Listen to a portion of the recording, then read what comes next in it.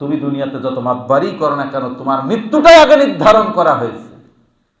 আমার মৃত্যুর মাধ্যমেই তো আমাকে এই দুনিয়ার জীবন শেষ হয়ে যাবে। কথা ঠিক না প্রিয় ভাইরা? এখন আল্লাহ তাআলা বলছেন খলাকাল মাউতা ওয়াল হায়াত, এরপরে বলছেন জীবন। লিয়াবলুয়াকুম, পরীক্ষা করার জন্য। কি করার জন্য? পরীক্ষা করার জন্য। আইয়ুকুম আহসানু আমালা, তোমাদের মধ্যে অধিক সুন্দর কাজ আমল কে করতে পারে সেটা দেখার জন্যে তোমাকে আমি মৃত্যু সৃষ্টি করে জীবন দিয়েছি। অর্থাৎ মৃত্যুটা নির্ধারণ করে তোমার হায়াতে জিন্দেগি শুরু করে দিলাম।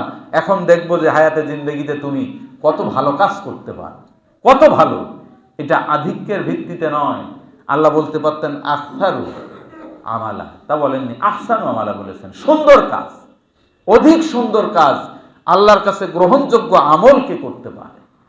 সুতরাং মৃত্যু সজ্জায় যাওয়ার পরে বললাম মসজিদে 2 বিঘা সম্পদ আমি দিয়ে গেলাম, এইটা আর শক্তি সামর্থ্য থাকা অবস্থায় দিয়া কি এক হবে নাকি বলেন?